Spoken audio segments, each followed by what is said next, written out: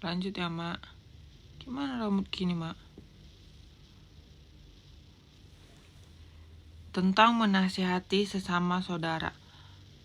Apabila saudaramu berbuat dosa, tegurlah dia di bawah 4 mata.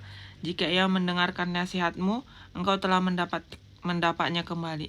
Jika ia tidak mendengarkan engkau, bawalah seorang atau 2 orang lagi, supaya atas keterangan 2 atau 3 orang saksi perkara itu tidak disangsikan. Jika ia tidak mau mendengarkan mereka, sampaikanlah soalnya kepada jemaat. Dan jika ia tidak mau juga mendengarkan jemaat, pandanglah itu sebagai seorang yang tidak mengenal Allah atau seorang pemungut cukai. Aku berkata kepadamu, sesungguhnya apa yang kamu ikat di dunia ini akan terikat di surga, dan apa yang kamu lepaskan di dunia ini akan terlepas di surga. Dan lagi, aku berkata kepadamu, jika 2 orang daripadamu di dunia ini sepakat meminta apapun juga permintaan mereka itu akan dikabulkan oleh Bapakku yang di surga. Sebab di mana 2 atau 3 orang berkumpul di dalam namaku, di situ aku ada di tengah-tengah mereka. Kemarin juga ada kan, Mak, apa yang kamu ikat di dunia akan terikat di surga, dan apa yang kamu lepas di dunia ini akan terlepas di surga. Berarti, Mak, apapun yang kita kerjakan di dunia ini atas dasar menyenangkan hati Tuhan, itu juga terikat di surga. Dan sebaliknya, apapun yang kita lakukan di dunia ini yang melenceng dan mendukakan hati Tuhan, itu juga terikat di surga. Wow.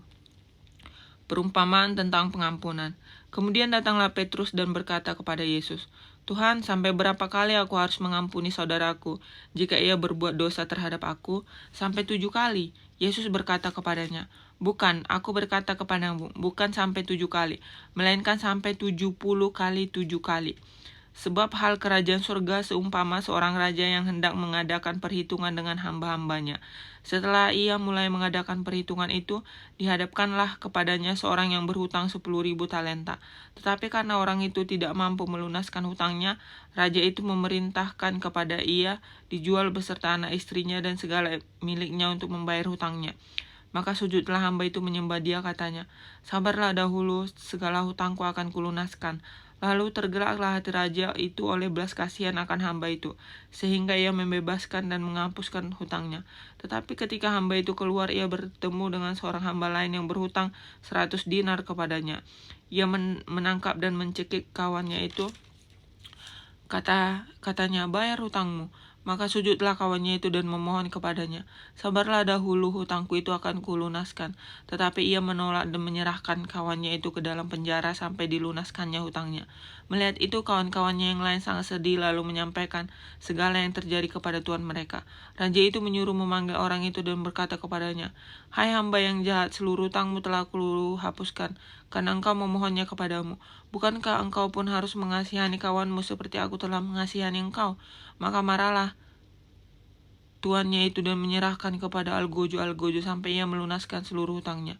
Maka Bapakku yang di surga akan berbuat demikian juga terhadap kamu, apabila kamu masing-masing tidak mengampuni saudaramu dengan segenap hati.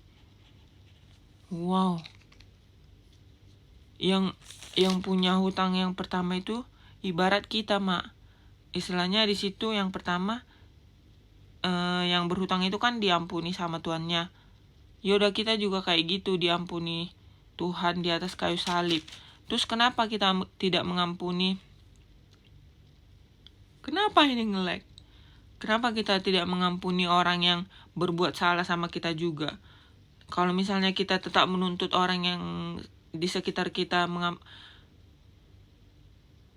dan tidak mengampuni mereka, ternyata Tuhan Yesus juga akan menyerahkan kita kepada algojo sampai melunaskan seluruh hutang kita.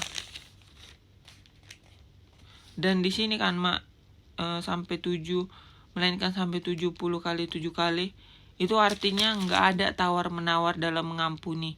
Mengampuni itu wajib, tanpa tapi ini Tuhan, nggak ada.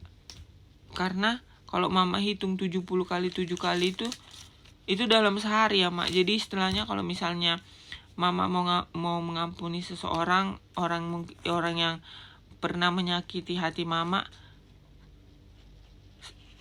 kalau misalnya Mama ingat gitu, ya mama harus mengampuninya sebanyak 70 kali 7 kali setiap mama mengingatnya. Itu sama aja gak ada tawar-menawar tentang mengampuni. Mengampuni itu wajib. Oke. Sampai ketemu besok, Mak.